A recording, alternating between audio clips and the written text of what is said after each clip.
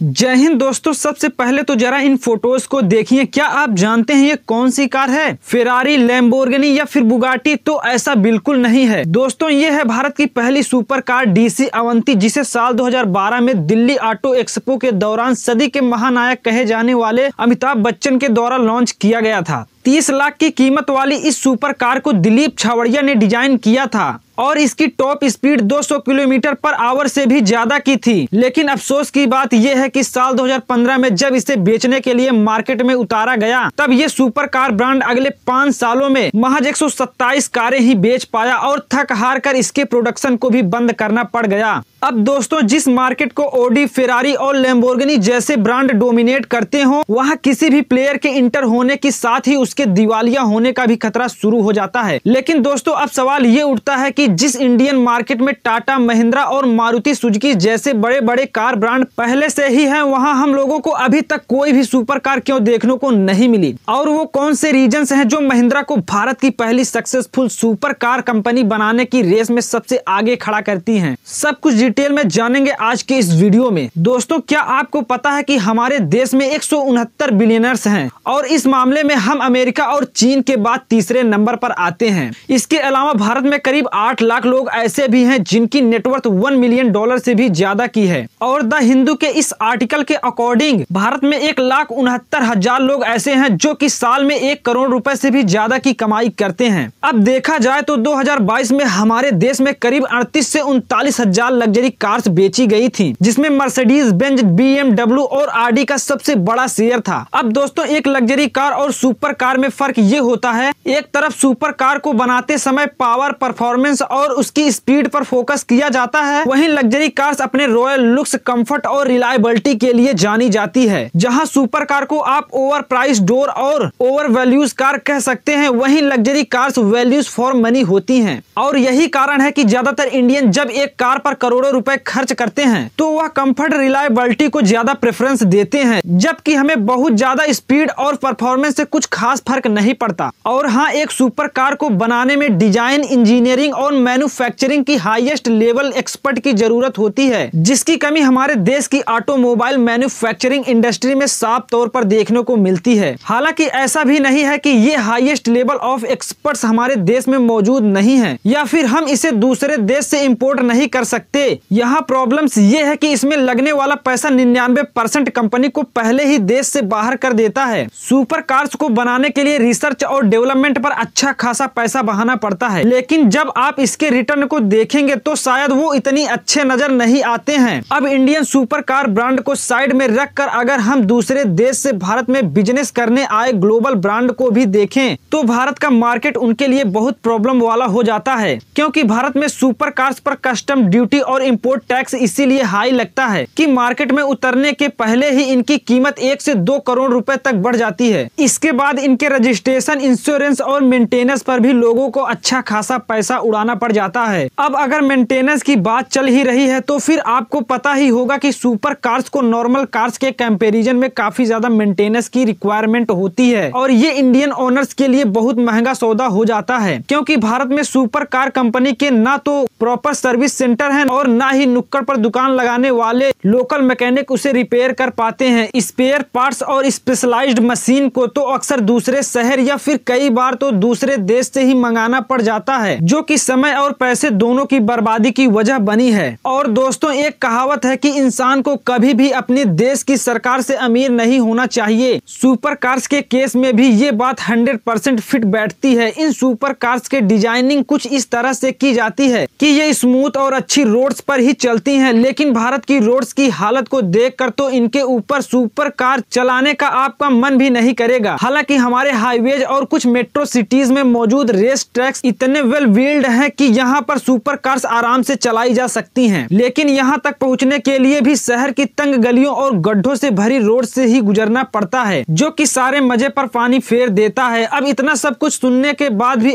अगर कोई super car खरीदने का आपका मन बन ही गया है तो फिर मुझे एक सवाल का जवाब दीजिएगा। इमेजिन करिए कि आप कहीं से गुजर रहे हैं और आपको किसी मॉल के बाहर एक चमचमाती लैम्बोर्गिनी खड़ी हुई दिखाई देती है। ऐसे में आप सबसे पहले क्या करेंगे? जाहिर सी बात है कि ज्यादातर लोग गाड़ी के पास जाएंगे और उसके साथ अपनी फोटो लेने लगेंगे। ऐसे में उसे कार के डैमेज होने का खतरा काफी ज्यादा बढ़ जाएगा और उसके ओनर को हमेशा अपने कार की सिक्योरिटी का कंसर्न बना रहेगा। सुपर कार्स बेवजह से शो ऑफ होती हैं, जो कि ज्यादातर केसेस में ओनर के लिए एक बड़ी प्रॉब्लम बन जाती है। अब इतना सब कुछ सुनने के बाद आपके दिमाग में भी यही चल रहा होगा कि अगर सुपर कार्स के साथ इतनी सारी प्रॉब्लम्स हैं और उनकी सेल्स भी इतनी लिमिटेड है, तो आखिर कोई इंडियन ब्रांड सुपर कार्स के मार्केट में क्यों ही उतरना चाहेगा। तो दोस्तों आपको बता दें कि सुपर कार्स कस्टमर के उसी सेगमेंट को सर्व करती हैं जिनका सोशल स्टेटस बहुत होता है और इसी वजह से इनको बेचने वाले ब्रांड की मार्केट वैल्यू भी बहुत ज्यादा बढ़ जाती है। अब अगर हम भारत के टॉप 3 कार मैन्युफैक्चरिंग कंपनी को देखें तो फिर मारुति सुजुकी ने अफोर्डेबल कार सेगमेंट को पकड़ा हुआ है, जिसकी वजह से वो सुपर कार के मार्केट में उतरना पसंद नहीं करेंगे। दूसरी ओर टाटा, जिसके पास जैगुआर और लैंड रोवर जैसे लग्जरी कार ब्रांड हैं और वो भी प्रॉपर सुपर कार मार्केट में एंट्री करने के मूड में नहीं है, लेकिन महिंद्रा के पास कुछ ऐसे ब्रह्मास्त्र हैं जो कि इसे इंडियन सुपर कार मार्केट का पहला सक्सेसफुल प्लेयर बना सकता है। इसमें पहला फैक्टर आता है भारत में सुपर कार्स के बढ़ते डिमांड। अब आप कहेंगे कि अभी तो मैं सुपर कार की डिमांड को लिमिटेड बता रहा था और अब मैं कह रहा हूँ कि इसकी डिमांड बढ़ रही है। अब दोस्तों इसे आप बुगाटी के सुपर कार्स के एग्जाम्पल से समझ सकते हैं, जिसे भारत में शायद 1 या 2 लोग ही ओन करते होंगे। इसकी ना के बराबर डिमांड होने की वजह से कंपनी इंडियन मार्केट में इंटर होने की तो ट्राई भी नहीं करती। लेकिन वहीं अगर आप हमारे देश के किसी सर्टिफाइड सुपर सेलर पर नजर डालिए तो उनके पास Audi R8, Lamborghini, Mercedes Benz और फोर्ड मस्टैंग जैसी सुपर कार्स हमेशा ही आउट ऑफ स्टॉक रहती हैं। प्रीमियम सुपर कार्स के बीच का प्राइस है, रीजन है नॉर्मल सुपर कार्स और डिफरेंस। पैंडेमिक के बाद ज्यादातर सुपर कार कंपनी ने यह एस्टिमेट लगाया था कि भारत के लोगों की फाइनेंशियल कंडीशन अनस्टेबल होगी और वो ज्यादातर सुपर कार्स खरीदना पसंद नहीं करेंगे, लेकिन रियलिटी में इसका बिल्कुल अपोजिट देखने को मिला है। साल 2021 में करीब 69 कार्स बेचने के बाद से 2022 में लैम्बोर्गिनी की सेल्स 92 पहुंच गई थी और 2023 के लिए उन्होंने 100 कार सेल करने का जो टारगेट रखा था वो साल के पहले क्वार्टर में ही कंप्लीट हो गया। लैम्बोर्गिनी के अलावा पोर्च और फेरारी जैसे सुपर कार्स के सेल्स में भी हाई सेल्स देखने को मिला है। और दोस्तों सेल्स में उछाल आने का जो रीजन है वो है भारत में इंटरनेशनल रेवोल्यूशन आने के साथ साथ बढ़ते मिलीनियर्स की संख्या, जो कि सुपर कार्स को खरीद कर सोशल मीडिया पर शो ऑफ तो करना चाहते हैं, लेकिन बुगाटी जैसे प्रीमियम सुपर कार्स को अफोर्ड नहीं कर सकते। आपने कई सारे यूट्यूब पर सोशल मीडिया स्टार और बॉलीवुड सेलिब्रिटी को सुपर कार्स खरीद कर सोशल मीडिया पर फोटोज डालते तो जरूर देखा होगा, लेकिन 99% केसेस में इन सुपर कार्स की कीमत 50 लाख से लेकर 1 करोड़ के बीच होती है। मतलब ये सुपर कार्स प्रीमियम सेगमेंट में नहीं बल्कि अफोर्डेबल सेगमेंट में आई हैं। भारत में अफोर्डेबल सुपर कार्स की डिमांड काफी तेजी से बढ़ रही है और महिंद्रा इसका भरपूर फायदा उठाना चाहेगा। लेकिन अब सवाल आता है कि आखिर हम इंडियंस महिंद्रा की सुपर कार को ही क्यों खरीदेंगे? तो दोस्तों यहाँ पर आता है अब हमारा दूसरा फैक्टर, जो है ब्रांड इमेज और ट्रस्ट का। आप खुद ही बताइए कि मार्केट में कई सारे अफोर्डेबल स्मार्टफोन होने के बाद भी लोग आईफोन को ही खरीदना क्यों पसंद करते हैं? अब इसका एक जवाब तो शो ऑफ हो सकता है, लेकिन आईफोन की सिक्योरिटी और एप्पल के ब्रांड का ट्रस्ट इतना ज्यादा है जो कि लोगों को आईफोन खरीदने पर मजबूर कर देता है।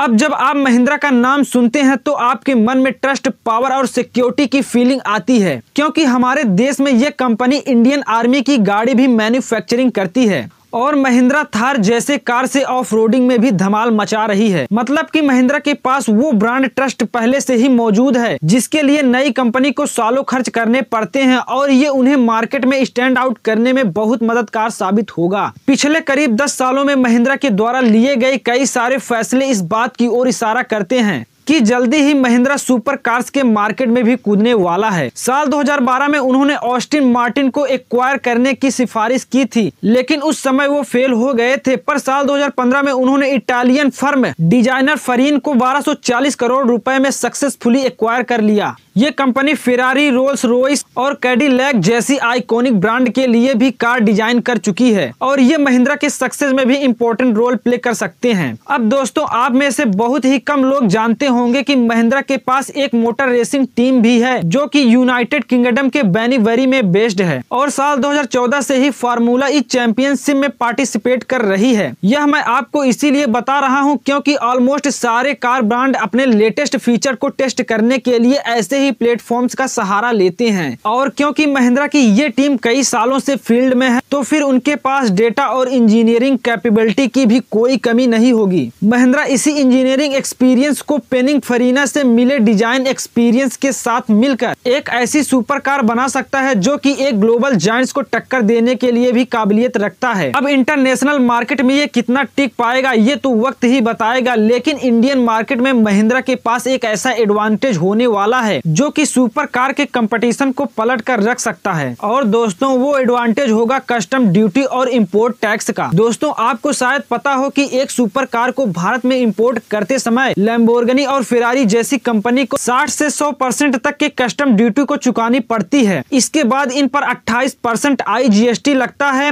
और 5% एडिशनल कस्टम ड्यूटी भी लग जाती है और फिर इंश्योरेंस और रजिस्ट्रेशन का खर्चा भी जोड़ लिया जाए तो फिर वेस्टर्न मार्केट के कंपैरिजन में इनकी कीमत 60 से 70% तक ज्यादा हो जाती है और इसी वजह से विदेशी super car brand Indian market में ज्यादा सेल नहीं कर पाती हैं। लेकिन अगर महिंद्रा इन कार्स को भारत में ही बनाता है ये कस्टम ड्यूटी से बच जाएंगी और महिंद्रा की सुपर कार्स दूसरे ब्रांड के कंपैरिजन में इतनी अफोर्डेबल हो जाएंगे कि हम भारतीय इन्हें प्रेफर करने लगेंगे। अब दोस्तों अगर हम अमेरिकन मार्केट की बात करें तो वहाँ पर टेस्ला जैसी कंपनी अपनी कार्स को ऑनलाइन सेल करती है जहाँ कस्टमर ऑनलाइन ही डिजाइन और कलर को सिलेक्ट कर लेते हैं और फिर टेस्ला उनकी कारों को घर डिलीवर कर देती है। लेकिन क्या आप ऑनलाइन खरीदना पसंद करेंगे? मैं दावा के साथ कह सकता हूं कि आपका जवाब नहीं होगा। जब बात लाखों करोड़ों की कार खरीदने की हो तो फिर हम भारतीय उसे फिजिकल टेस्ट ड्राइव लिए बिना तो बिल्कुल भी नहीं खरीदेंगे और इस मामले में भी महिंद्रा के पास दूसरी सुपर कार कंपनी के कंपैरिजन में बहुत बड़ा एडवांटेज मौजूद है। पूरे भारत में महिंद्रा की 589 सिटीज में 1078 शोरूम मौजूद हैं और अपने इसी स्ट्रॉन्ग डिस्ट्रीब्यूशन नेटवर्क की मदद से Mahindra Indian super car market का गेम चेंज करने की पूरी काबिलियत रखता है। वैसे आपको क्या लगता है महिंद्रा की पहली सुपर कार कब तक लॉन्च होगी? कमेंट बॉक्स में लिख कर बताइए। ऐसी ही इंफॉर्मेटिव और नॉलेजेबल वीडियो के लिए हमारे यूट्यूब चैनल को सब्सक्राइब करके फेसबुक और इंस्टाग्राम पेज को फॉलो करना मत भूलिएगा। मिलते हैं अगली वीडियो में, तब तक के लिए जय हिंद, वंदे मातरम।